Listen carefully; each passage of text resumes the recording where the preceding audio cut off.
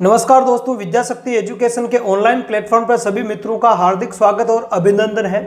दोस्तों, हम पढ़ रहे हैं मानव उत्सर्जन तंत्र के बारे में, ठीक है। और मानव उत्सर्जन तंत्र की जब हमने शुरुआत की थी, जब इस लेसन की हमने शुरुआत की थी, तो उस टाइम मैंने इस अध्याय की या इस लेसन की रूपरेखा आपको बताई थी। और उस रूपरेखा में आपको 7 बिंदु हैं, ये दिए गए हैं, ये बताए थे मैंने कि हम इन्हीं बिंदुओं के तहत इस पूरे लेसन को कंप्लीट करेंगे, ठीक है। इनमें से हम उत्सर्जन की परिभाषा है उसको पढ़ चुके हैं। उत्सर्जित पदार्थ के आधार पर या उत्सर्जन के आधार पर प्राणियों के जो प्रकार है वो कितने प्रकार के होते हैं, इसको भी हम पढ़ चुके हैं। इसके अलावा जो तीसरा पॉइंट है विभिन्न प्राणियों में उत्सर्जित अंग, इसको भी हम पढ़ चुके हैं। और जो चौथा पॉइंट है मानव उत्सर्जन तंत्र की संरचना या वृक्क या नेफ्रॉन की जो संरचना है उनको हम पढ़ चुके हैं। तो मानव उत्सर्जन तंत्र में हमने वृक्क और नेफ्रॉन की संरचना को इससे पिछली वाली क्लास में डिटेल से पढ़ा था। और आज हम पढ़ेंगे मूत्र निर्माण की क्रियाविधि। किसके बारे में पढ़ेंगे? मूत्र निर्माण की क्रियाविधि के बारे में हम आज पढ़ने जा रहे हैं, या अपन इसको उत्सर्जन की क्रियाविधि भी कह सकते हैं। तो उत्सर्जन या मूत्र निर्माण की क्रियाविधि क्या होती है, इसके बारे में आज अपने को समझना है। तो विथ डायग्राम इन सारी चीजों को अपन समझेंगे। तो देखते हैं मूत्र निर्माण की क्रियाविधि है वो कैसे संपन्न होती है। तो देखो, मूत्र निर्माण की प्रक्रिया नेफ्रॉन के विभिन्न भागों में निम्न 3 चरणों में, कितने चरणों में? 3 चरणों में पूर्ण होती है ना। मूत्र निर्माण की प्रक्रिया की यदि अपन बात करें या उत्सर्जन की प्रक्रिया की यदि अपन बात करें, तो उत्सर्जन की जो क्रियाविधि होती है, मूत्र निर्माण की जो क्रियाविधि होती है या जो प्रक्रिया होती है वो 3 चरणों में पूर्ण होती है। कितने चरणों में पूर्ण होती है? 3 चरणों में। और ये तीनों ही जो चरण है वो इस नेफ्रॉन के अंदर पूर्ण होते हैं, वृक्क नलिका के अंदर, है ना। वृक्क नलिका क्या होती है, इसके जो ये विभिन्न भाग यहाँ मैंने सब लिख रखा है, वो इससे पिछली वाली क्लास है उसमें सारे संपूर्ण नेफ्रॉन को समझा रखा है, इसके कौन कौन से भाग होते हैं। तो यदि वो क्लास आपने नहीं देखी है तो पहले आप बायोलॉजी की प्लेलिस्ट में जाकर वो क्लास जरूर देख लें, उसके बाद में ये प्रोसेस आपके समझ में आएगा, ठीक है। तो यहां पर अपन देखें तो मूत्र निर्माण की प्रक्रिया वो 3 चरणों में पूर्ण होती है ना, जो नेफ्रॉन के विभिन्न भागों में होती है। कितने? नेफ्रॉन किसको बोलते हैं? वृक्क नलिका को, है ना। नेफ्रॉन का दूसरा नाम क्या हो गया? वृक्काणु। क्या हो गया?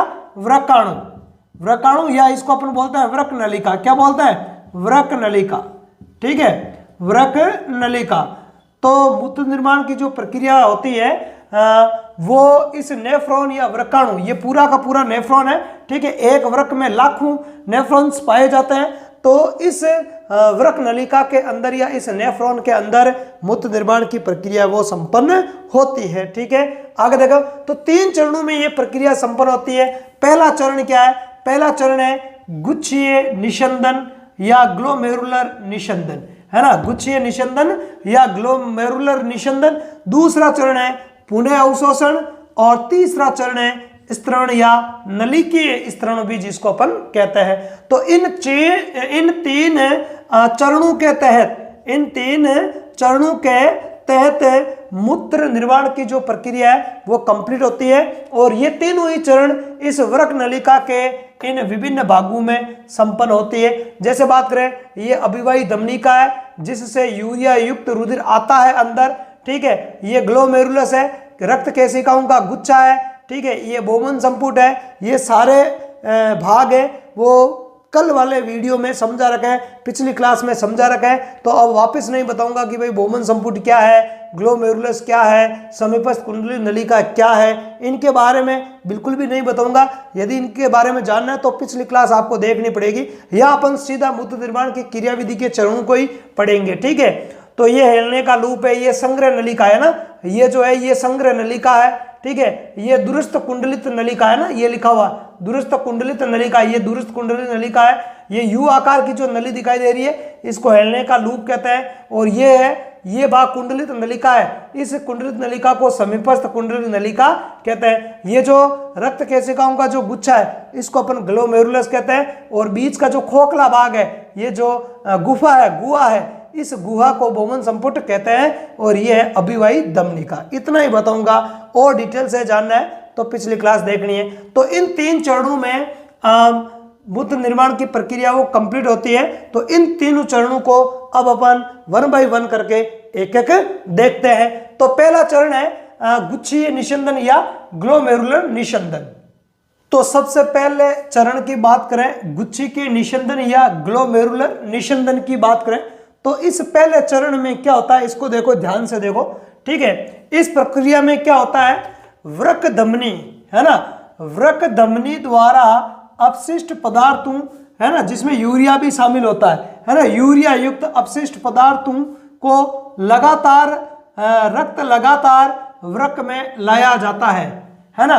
कहने का मतलब है कि वृक्क धमनी द्वारा अपशिष्ट पदार्थों युक्त जो रक्त है ना, इस रक्त को लगातार वृक्क में लाया जाता है। यह प्रोसेस मैंने कल भी बताया था, जब हम वृक्कों की संरचना पढ़ते हैं तो वह मैंने आपको बताया था कि जो वृक्क धमनी होती है, वृक्क धमनी जो यूरिया युक्त रुधिर को या अपशिष्ट पदार्थों युक्त रुधिर को किस में लाती है, वृक्क में लाती है, ठीक है। और वो जो वृक्क धमनी है वो वृक्क में जाने के बाद में छोटी छोटी उप शाखाओं में बढ़ती जाती है, जिनको धमनिकाएं कहते हैं। और ये धमनिकाएं हैं, ये प्रत्येक नेफ्रॉन में प्रवेश करती है।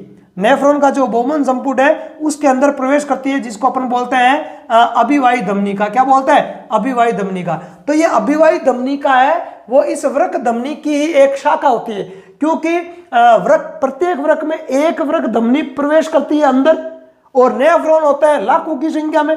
तो ये जो वृक्क धमनी होती है वो लाखों की संख्या में बारीक पतली पतली धमनिकाओं में चेंज हो जाती है, और प्रत्येक वृक्क में एक धमनिका जाती है, जिसको बोलते हैं अभिवाही धमनिका। तो वृक्क में रक्त का लाने का काम किसका है, वृक्क धमनी। वृक्क धमनी अपशिष्ट पदार्थों युक्त रक्त लगातार वृक्कों में लाती है, ठीक है, या द्वारा लाया जाता है। इस धमनी की शाखा का नाम क्या है, अभिवाही धमनिका। ये अभिवाही धमनिका जो इसके अंदर रक्त को लाएगी। अभिवाही धमनिका नेफ्रॉन के बोमन संपुट में जाकर, ये नेफ्रॉन का बोमन संपुट है, इसके अंदर आ गई है ना। अभिवाही धमनिका नेफ्रॉन के बोमन संपुट में जाकर ग्लोमेरुलस का निर्माण करती है ना, बारीक। और ये अभिवाही धमनिका और बारीक पतली नलिकाओं के गुच्छे का निर्माण करती है। ये जो गुच्छा दिखाई दे रहा है, इस गुच्छे को बोलते हैं अपन ग्लोमेरुलस। तो ये ग्लोमेरुलस क्या है, अभिवाही धमनिका इस बोमन संपुट के अंदर आने के बाद में पतली नलिकाओं का गुच्छा बना लेती है। उस गुच्छे को बोलते हैं ग्लोमेरुलस बोलते हैं ना, या हिंदी में बोलते हैं केशिकीय गुच्छ। क्या बोलते हैं, केशिकीय गुच्छ उसको बोलते हैं। आगे बात समझ में, आगे देखो अब क्या होता है। तो इसके अंदर है यूरिया युक्त रुधिर आता है। कैसा रुधिर, यूरिया युक्त रुधिर है। अपशिष्ट युक्त जो रुधिर है, अशुद्ध रुधिर, अशुद्ध जो रक्त है वो इसके अंदर आता है, अभिवाही धमनिका के अंदर आता है।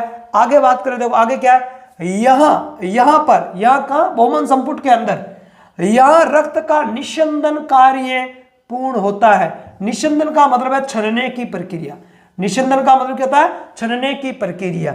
अब ये नली है, ये मोटी है, और ये बारीक पतली पतली नलिकाओं में बदल गई। तो आगे पीछे से आने वाला रक्त होगा ज्यादा, क्योंकि ये मोटी नली है, और यहां नलिकाएं हैं पतली, तो दाब लगता है। क्या लगता है, दाब लगता है, और यहां से रुधिर छन जाता है।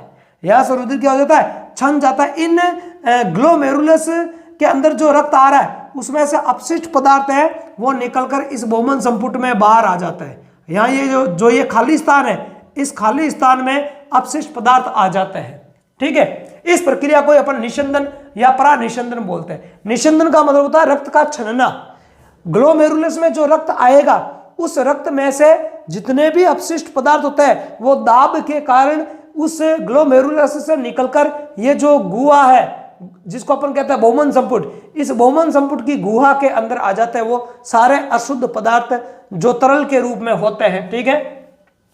जिससे रक्त में से, है ना, रक्त में से ग्लूकोज, लवण, अमीनो अम्ल, यूरिया आदि निशंदित होकर, मतलब छनकर, निशंदित होकर का मतलब क्या है, छनकर बहुमन संपुट में एकत्र हो जाते हैं। ठीक है, इस बहुमन संपुट के अंदर एकत्र हो जाएंगे छनकर।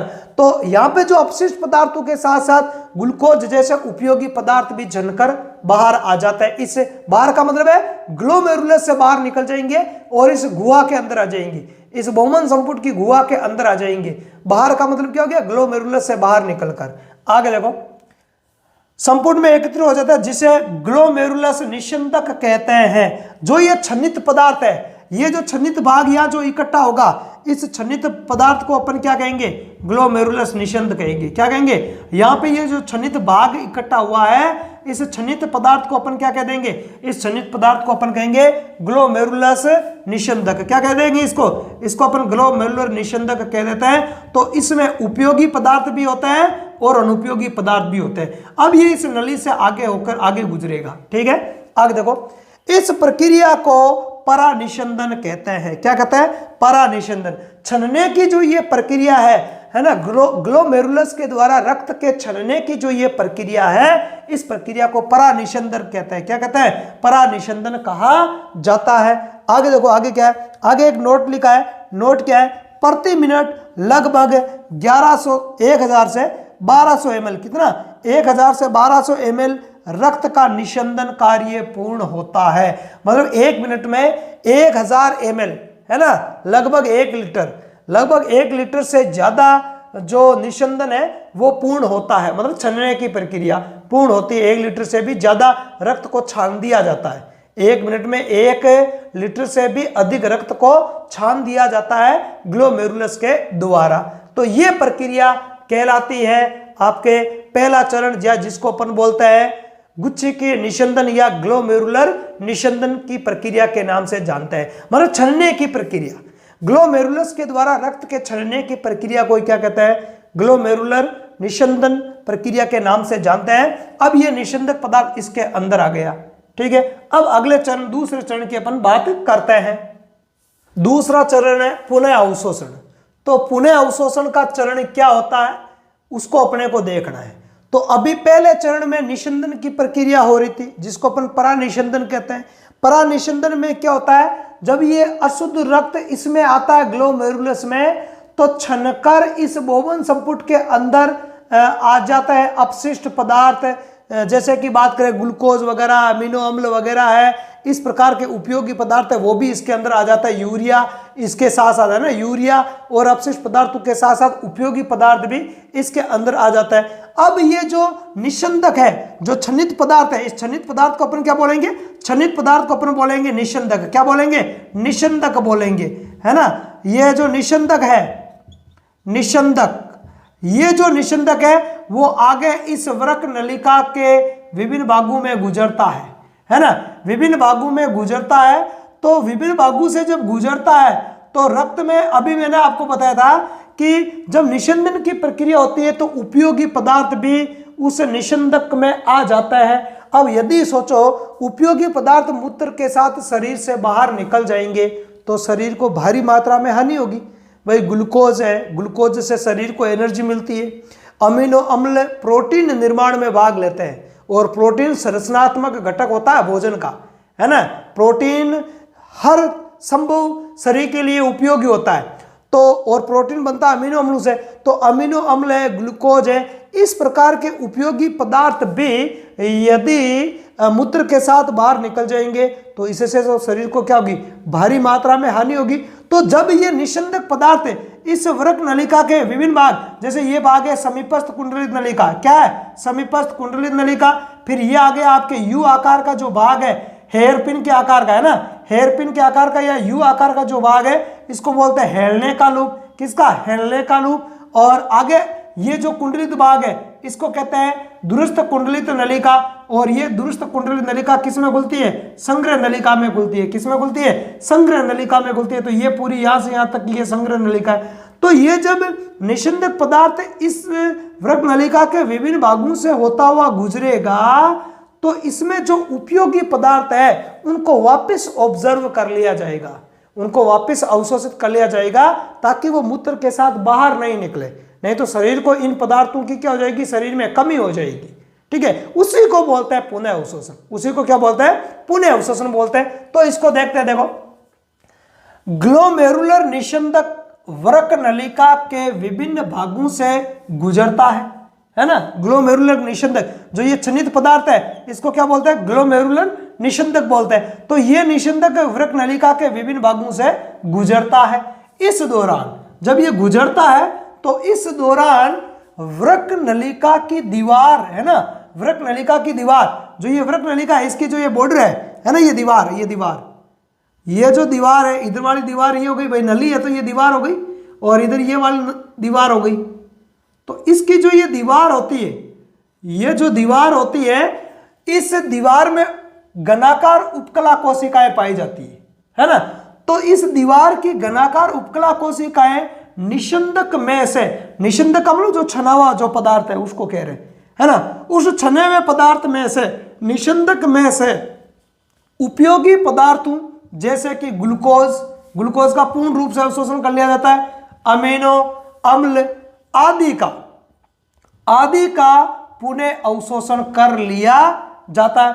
आदि का पुनः अवशोषण करके रक्त में भेज देती है। कहां भेज देती है, वापस उनको रक्त में भेज देती। कैसे, जैसे ही ये निस्यंदक ग्लोमेरुलर निस्यंदक यहां से गुजरेगा तो उपयोगी पदार्थों को वापस इधर खींच लिया जाएगा, वापस इधर खींच लिया जाएगा, बाहर की तरफ इधर खींच लिया जाएगा। ठीक है, इस तरफ इन उपयोगी पदार्थों को बाहर की तरफ खींच लिया जाएगा। तो ये कोई खाली स्थान नहीं है, इधर रक्त वगैरह होता है ना, तरल में घुल जाते हैं है ना, तरल में घुलकर ये वापस इधर तरल में घुलकर इधर वापस ये रक्त में मिल जाता है, और रक्त से वापस इस अभिवाही धमनिका के अंदर भेज दिया जाता है उपयोगी पदार्थों को, क्योंकि उनको शरीर से बाहर नहीं निकाला जाता है। अब जो शेष जो इस नलिका के अंदर जो पदार्थ बचे हैं वो सारे के सारे अपशिष्ट है, यूरिया युक्त है, उसी को मूत्र कहते हैं। उपयोगी पदार्थों को पुनः अवशोषित कर लिया जाता है ताकि वो मूत्र के साथ बाहर ना निकले। शेष बचे इस नलिका के अंदर जितना भी पदार्थ होगा, जितना भी तरल पदार्थ होगा, उस सब में अपशिष्ट पदार्थ है, यूरिया वगैरह है, ठीक है, और भी अन्य प्रकार के नाइट्रोजन अपशिष्ट उसके अंदर पाया जाता है। तो उन सबको अपन कहते हैं मूत्र कहते हैं। ठीक है, आगे देखो, ये रक्त जो यहां से जो छना है, ये रक्त अभिवाही धमनिका द्वारा पुनः रक्त से बाहर निकल जाते हैं। आगे बात समझ में, आगे देखो, पुनः अवशोषित किए जाने वाले पदार्थों में है ना, जिन पदार्थों का पुनः अवशोषण हो रहा है उनमें यूरिया जैसे अपशिष्ट पदार्थ नहीं होते हैं। अरे यूरिया का पुनः अवशोषण थोड़ी होगा, यूरिया को तो शरीर से बाहर निकालेंगे, यूरिया का ही पुनः अवशोषण हो जाएगा तो फिर मूत्र निर्माण का उद्देश्य ही क्या है, फिर तो ये पूरा प्रोसेस ही बेकार है ना। रक्त में से उपयोगी पदार्थों को तो शरीर के अंदर ही रखना और अपशिष्ट पदार्थों को शरीर से बाहर निकालने की प्रक्रिया को तो उत्सर्जन कहते हैं। ठीक है, तो जब यहां रक्त छनता है तो उपयोगी और अनुपयोगी दोनों ही पदार्थ इसके अंदर आ जाता है इस निस्यंदक में। तो उपयोगी पदार्थों को तो पुनः अवशोषित कर लिया जाएगा और इस नलिका में शेष यूरिया जैसे अपशिष्ट पदार्थ बचते हैं इस नलिका के अंदर, वो बचते हैं ना, बल्कि ये अपशिष्ट पदार्थ वृक्क नलिका में ही रहते हैं। किसमें, वृक्क नलिका के अंदर ही रहेंगे ये सारे के सारे अपशिष्ट पदार्थ। ऐसे अपशिष्ट युक्त तरल को ही मूत्र कहते हैं। ऐसे अपशिष्ट युक्त तरल जो पदार्थ है उसको ही क्या कहते हैं, मूत्र कहते हैं। आगे देखो, नेफ्रॉन से मूत्र वृक्क की संग्रह नलिका में ले जाया जाता है। अब यहां नेफ्रॉन हो गया, यहां खत्म। दुरुस्त कुंडलित नलिका ये इस नेफ्रॉन का अंतिम भाग है, वृक्क नलिका का अंतिम भाग है। यहां से मूत्र है वो किस में ले जाया जाए, ये संग्रह नलिका, ये संग्रह नलिका। यहां पे ये जो भाग छोड़े हैं, ये भाग इसलिए छोड़े हैं कि एक संग्रह नलिका में 7-8 नेफ्रॉन आकर खुलते हैं। तो एक नेफ्रॉन तो आपके डायग्राम में बनाया हुआ है, ये यहां खुल रहा है। हो सकता है एक नेफ्रॉन की दुरुस्त कुंडलित नलिका यहां खुल रही, यहां आकर मिल रही है, एक ही यहां आकर मिल रही है, एक ही यहां आकर मिल रही है, एक ही यहां आकर। तो 7-8 जो नेफ्रॉन है वो एक संग्रह नलिका में खुलते हैं, है ना। तो संग्रह नलिका में मूत्र को क्या कर लिया जाएगा, इकट्ठा कर लिया जाएगा। यहां से ज्यादा देर तक इकट्ठा नहीं रहेगा, है ना, संग्रह नलिका में ले जाया जाता है। संग्रह नलिका से मूत्र वाहिनी द्वारा मूत्राशय में एकत्र हो जाता है। जो पिछली क्लास में मैंने आपको डायग्राम बनाया था, ठीक है, तो उसमें फिर मूत्राशय के अंदर मूत्र नलिकाओं के द्वारा या मूत्र वाहिनियों के द्वारा उस मूत्र को कहाँ भेज दिया जाएगा, कहाँ भेज दिया जाएगा, मूत्राशय में भेज दिया जाएगा। कहाँ भेज दिया जाएगा, मूत्राशय में भेज दिया जाएगा। तीसरा चरण है पुनः अवशोषण का। किसका, पुनः अवशोषण। तो पुनः अवशोषण की प्रक्रिया में क्या होता है इसको अपने को देखना है। तो पुनः अवशोषण में देखो क्या होता है, रक्त में स्थित कुछ हानिकारक पदार्थों, है ना, ज्यादा नहीं, कुछ हानिकारक पदार्थों जैसे कि रंगा पदार्थ, पिगमेंट, है ना, पिगमेंट, कुछ औषधियों, यूरिक अम्ल, हिप्यूरिक अम्ल आदि का परानिषंदन, है ना, आदि का परानिषंदन के समय ग्लोमेरुलर निषंद, है ना, किसमें, ग्लोमेरुलर निषंदन या निषंद में छन नहीं पाते हैं। मतलब इस ग्लोमेरुलस के अंदर जब छनने की प्रक्रिया होती है तो उपयोगी और अनुपयोगी पदार्थ इस बोमन संपुट में आ जाते हैं। उपयोगी पदार्थों का तो पुनः अवशोषण कर लिया जाता है और अनुपयोगी पदार्थ इस वर्क नलिका में ही रहते हैं और आगे जाके वो मूत्र का निर्माण करते हैं, वो आगे संग्रह नलिका में चले जाता है। संग्रह नलिका मूत्र वाहिनी के द्वारा मूत्राशय में चली जाती है। मतलब संग्रह नलिका से जो मूत्र होता है वो मूत्र वाहिनी से मूत्राशय में चला जाता है। ये जो निषंदन की जो प्रक्रिया हो रही है ना, परानिषंदन, इसको क्या बोलते हैं, परानिषंदन। तो इस परानिषंदन या निषंदन की प्रक्रिया के समय जो ये ग्लोमेरुलर जो निषंद है, जो छनकर ये जो पदार्थ आया है, इसमें सारे अपशिष्ट पदार्थ छनकर नहीं आते हैं, जबकि कुछ रंगा पदार्थ, कुछ औषधियां, यूरिक अम्ल और हिप्यूरिक अम्ल ऐसे हानिकारक पदार्थ हैं वो छनते ही नहीं है, वो रक्त के अंदर ही रह जाते हैं। वो किस में रह जाते हैं, रक्त के अंदर ही रह जाता है। तो ये तो मूत्र निर्माण की क्रिया फिर अधूरी हुई।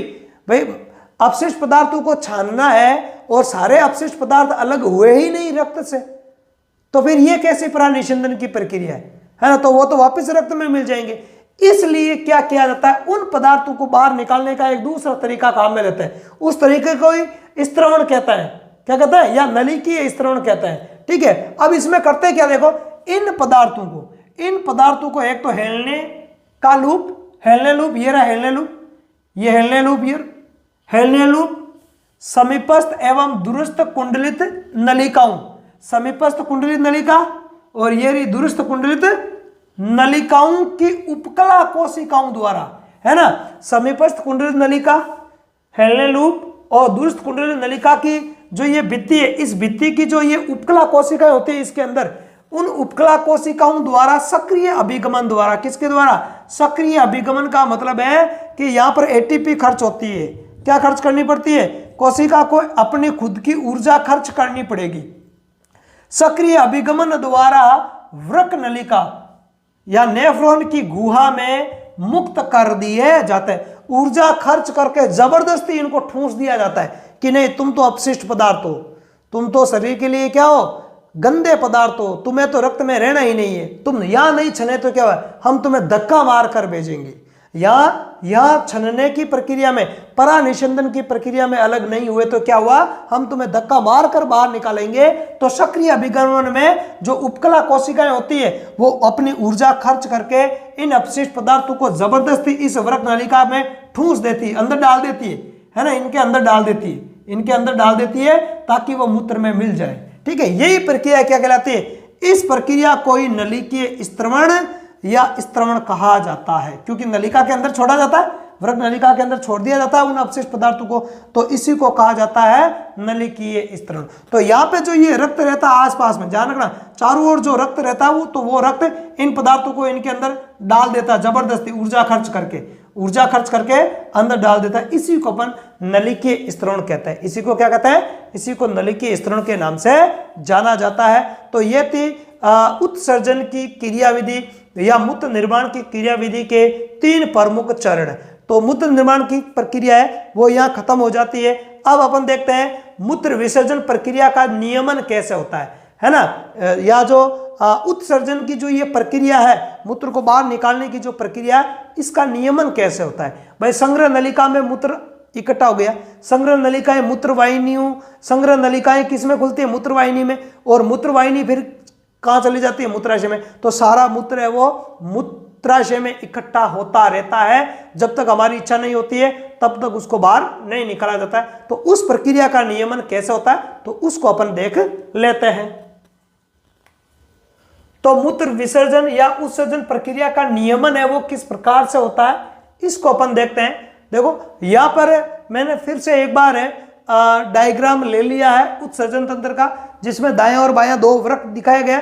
दोनों वृक्षों से दो मूत्रवाहिनियां निकल रही है जो जाके मूत्राशय में खुल रही है, और मूत्राशय आगे मूत्र मार्ग के द्वारा बाहर की तरफ खुल जाता है मूत्र छिद्र के द्वारा। ठीक है, तो देखो इस प्रक्रिया का नियमन कैसा होता है। जैसे जैसे मूत्राशय में मूत्र इकट्ठा होता है वैसे वैसे, देखो अभी कहा था संग्रह नलिकाओं में जो मूत्र है वो इकट्ठा होता है पहले, तो है ना, वृक्काणु की जो वृक्काणु किसमें खुलता है? संग्रह नलिकाओं। संग्रह नलिकाओं से जो मूत्र है वो किसमें जाएगा? मूत्रवाहिनियों में, और तो मूत्रवाहिनियों से किसमें आएगा? मूत्राशय में आएगा। किसमें आएगा? मूत्राशय में आएगा। तो जैसे जैसे मूत्राशय में मूत्र इकट्ठा होता है वैसे वैसे मूत्राशय बड़ा होता रहता है। मूत्राशय एक पेशी संरचना होती है, मूत्राशय वृक्क वगैरह इनकी सबकी संरचना बता चुका हूं। मानव उत्सर्जन तंत्र की जो संरचना वाली जो क्लास पढ़ी थी उसमें सबको बता चुका हूं। वो क्लास आपने नहीं देखी तो बायोलॉजी की प्लेलिस्ट में जाके पहले वो क्लास आप जरूर देख लेवे। आगे देखो, तो जैसे जैसे मूत्राशय में मूत्र इकट्ठा होता है वैसे वैसे मूत्राशय बड़ा होता रहता है। पर्याप्त मूत्र जमा होने पर, है ना, पर्याप्त मात्रा में मूत्राशय में मूत्र जमा हो जाएगा, तब क्या होता है? तब केंद्रीय तंत्रिका तंत्र द्वारा ऐच्छिक संदेश, केंद्रीय तंत्रिका तंत्र एक ऐच्छिक संदेश भेजता है किसको? मूत्राशय को। ऐच्छिक संदेश मूत्राशय को प्राप्त होता है ना। यह संदेश मूत्राशय की पेशियों को संकुचित करता है। ऐच्छिक संदेश का मतलब है जैसे ही हमारा मूत्राशय जो होता है, जैसे ही हमारा जो मूत्राशय होता है वो मूत्र से भर जाएगा, है ना, तो हमारा केंद्रीय तंत्रिका तंत्र, है ना, इस मूत्राशय की ऐच्छिक पेशियों को आदेश देता है, और उस टाइम हम चेतन की अवस्था में रहता है या हमें भी वो मिलता है और हमें पता हो जाता है हाँ यार मूत्र विसर्जन करना है। ठीक है, तो वो ऐच्छिक क्रिया होती है, अपनी इच्छा पर डिपेंड करती है, क्योंकि कुछ समय तक अपन इमरजेंसी में होता है तो उसको रोक कर भी रख सकता है। तो ऐच्छिक संदेश होता है, ऐच्छिक संदेश मूत्राशय को प्राप्त होता है। ये संदेश जैसे ही प्राप्त होगा तो ये संदेश मूत्राशय की पेशियों को क्या करेगा? संकुचित करेगा। मूत्राशय की पेशियों को क्या करेगा? संकुचित करेगा, जिससे मूत्राशय का आकार क्या होगा? छोटा होगा। इस मूत्राशय का आकार क्या होगा? छोटा होगा, तो प्रेशर बढ़ेगी, है ना, जिससे मूत्र का उत्सर्जन होता है ना। संकुचित होगा तो मूत्र पर प्रेशर बढ़ेगी, प्रेशर बढ़ेगा तो मूत्र का विसर्जन होता है या उत्सर्जन होता है। ठीक है, आगे बात सुनिए, आगे देखो, मूत्रण को संपन्न करने वाली जो तंत्रिका होती है, मतलब इस केंद्रीय तंत्रिका तंत्र से ऐच्छिक संदेश को मूत्राशय तक ले जाने वाली जो तंत्रिका होती है ना, केंद्रीय तंत्रिका तंत्र से इस ऐच्छिक संदेश को मूत्राशय तक ले जाने वाली जो तंत्रिका होती है उस तंत्रिका को बोलते हैं मूत्रण प्रतिवर्त कहा जाता है। क्या कहते हैं उसको? मूत्रण प्रतिवर्त बोलते हैं। तो यह है आपके मूत्र निर्माण की प्रक्रिया और मूत्र विसर्जन की प्रक्रिया का नियमन है वो किस प्रकार से होता है। तो यदि आपको यह क्लास अच्छी लगी है तो अपने दोस्तों में से ज़्यादा शेयर करना है, और चैनल पर आप नए हो तो चैनल को सब्सक्राइब करना है, लाइक करना है और बेल वाले आइकन को जरूर प्रेस करना है। इसके अतिरिक्त आप हमारे टेलीग्राम ग्रुप से भी जुड़ सकते हो, जिसका जो लिंक है वो चैनल के डिस्क्रिप्शन बॉक्स में या अबाउट सेक्शन में दिया हुआ है। ठीक है, क्योंकि टेलीग्राम पर भी अलग अलग सब्जेक्ट के वहाँ पे आपको क्विज है वो पढ़ने को मिल जाएंगे, करंट जीके से संबंधित क्वेश्चन है वो भी वहां पर आपको पढ़ने को मिल जाएंगे। अभी फिलहाल उनकी कोई क्लासों की व्यवस्था नहीं है। तो इस क्लास में इतना ही, अगली क्लास में फिर मिलेंगे, तब तक के लिए धन्यवाद। जय हिंद।